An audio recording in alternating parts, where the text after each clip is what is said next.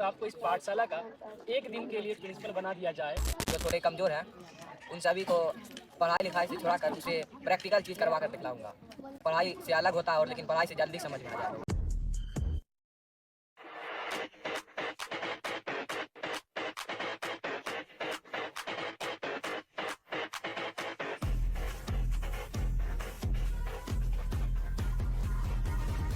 Start होने वाला है,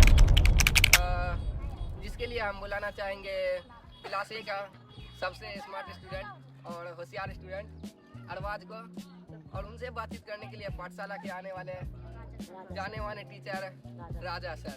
चलिए इन दोनों का जोरदार तालियों से स्वागत करिए।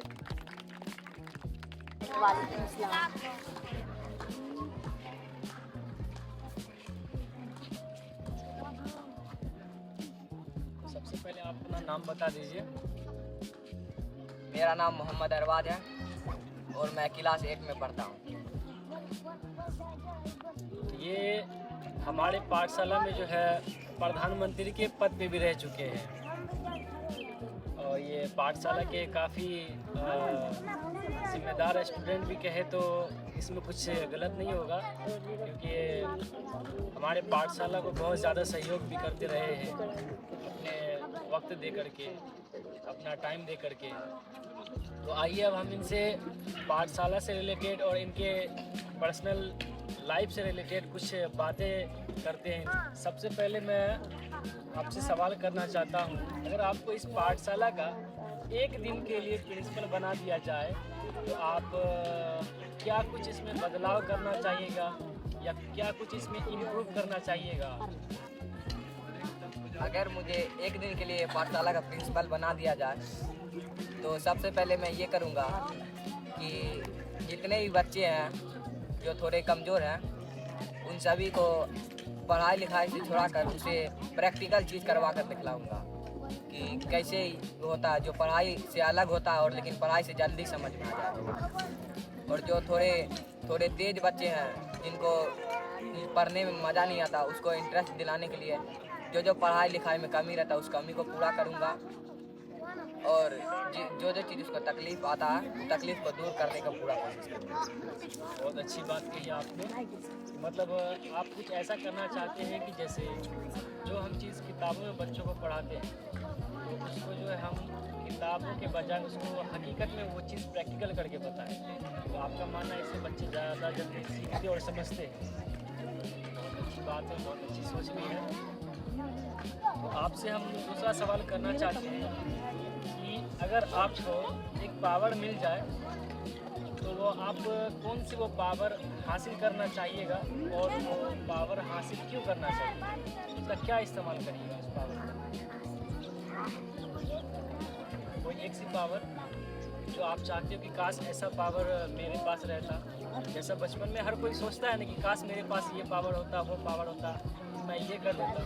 तो आप भी सोचते होंगे ना कि काश मेरे पास कोई थाइलैंड जैसा पावर होता तो मैं ये कर देता। आप अपना कुछ बताइए। मैं तो ये सोचता हूँ कि अगर मेरे पास ऐसी पावर आ जाए कि मैं किसी भी चीज़ को देखूँ उसके बारे में बहुत सारा चीज़ जान सकूँ।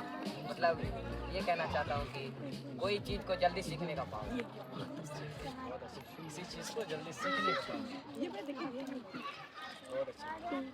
अगला सवाल मैं आपसे करना चाहता हूँ कि आपको जब कोई काम बहुत ज़्यादा मुश्किल लगता है, काम को आसान करने के लिए क्या करते हैं?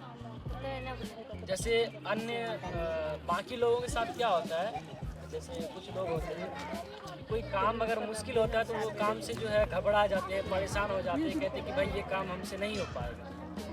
वहीं पे अगर कोई समझदार व्यक्ति हो आप जैसा तो उस मुश्किल काम को आसान बनाने के लिए आप क्या करिएगा? अगर मुझे कोई काम भारी लगता है तो मैं किसी का मदद ले लेता हूँ जो मुझसे थोड़ा स्मार्ट हो, होशियार, तो मैं उनकी मदद से वो काम कर देता हूँ, उस काम को छोड़ता है। कहीं ना कहीं ये तरीका जो है हम लोगों के अंदर भी होना चाहिए कि जैसे अगर कोई काम मुश्किल लग रहा है या तो हम अपने बड़ों से राय ले लें या उस काम को जो है कई पार्ट में, छोटा पार्ट में जो है डिवाइड करके उस काम को जो है पूरा करने की कोशिश करें।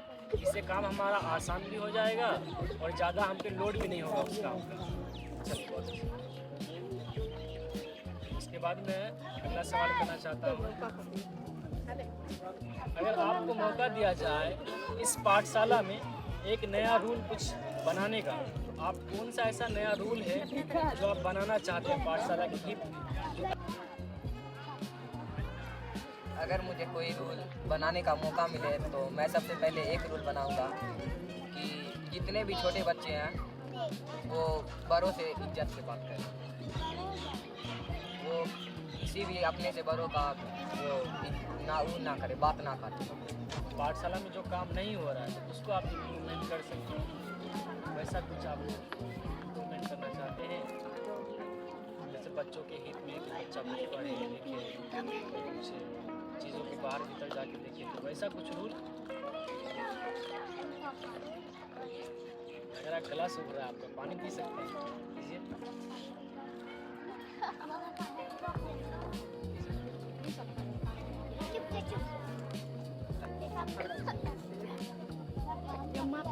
वैसा रूल में तो मैं एक रूल रखूंगा कि बच्चा को हर साल जो है किसी ना किसी जगह घुमाने ले जाना है। इससे ये सीख मिलेगा बच्चा को कि दूसरे जगह दूसरा माहौल दिखेगा कि कैसे वहाँ लोग रहते हैं, वहाँ का साफ सफाई कैसा। तो अगर वहाँ से अगर कुछ सीखेगा तो अपनी पाठशाला में आकर वो कोशिश करेगा वैसे करने। ये हो सकता है, ये काफ़ी अच्छी बात कही आपने। बच्चे अगर बाहर भीतर हमारे घूमने जा रहे हैं कहीं दूसरे देश या दूसरे स्टेट वगैरह, तो वो वहाँ के लोगों को देखेंगे, वहाँ के लोगों को जानेंगे कैसा रहन सहन, हमसे किस अलग कल्चर है उनका, इससे भी काफ़ी कुछ इम्प्रूवमेंट होगा। सबसे आखिरी में सवाल आपसे ये करना चाहता हूँ कि आप जो है खुद को 5 साल के बाद कैसा देखना चाहते हैं? 5 साल के बाद मैं खुद को ऐसा देखना चाहता हूँ कि जो लोग अभी बोल रहे हैं कि तुम ये ना कर पाओगे, वो ना कर पाओगे, उन सभी को मैं ये कहना चाहता हूँ कि अगले 5 साल का इंतज़ार करो। उसके बाद मैं ऐसा बन कर आऊँगा कि तुम सभी बोलोगे कि जो नहीं कर पाता, हम लोग नहीं कर पाएंगे, वो तुम कर। ये जो हमारे स्टूडेंट है अरबाज, ये इनका कुछ दिनों के बाद फेयरवेल भी होना है। ये पाठशाला से हमारे फारिग होने वाले स्टूडेंट हैं। तो इनसे आखिरी सवाल मैं ये कहना चाहता हूँ कि अगर आपको मौका मिले कभी पाठशाला में कुछ अच्छा इम्प्रूवमेंट करने का, तो आप क्या कुछ करिएगा इसमें पाठशाला की? पाठशाला में अगर कुछ इम्प्रूवमेंट करने की ज़रूरत है तो वो है बच्चों का रहन सहन। बच्चा किसी भी तरीके से आ जाता है, किसी भी टाइम पे आ जाता है। बच्चा को मैं यही कहना चाहता हूँ कि पाठशाला में अगर कभी भी आएँ तो सर से पहले पहुँच जाए और सर को तकलीफ़ ना दें, ताकि सर को भी ऐसा महसूस ना हो कि हमको बहुत ज़्यादा काम करना पड़े।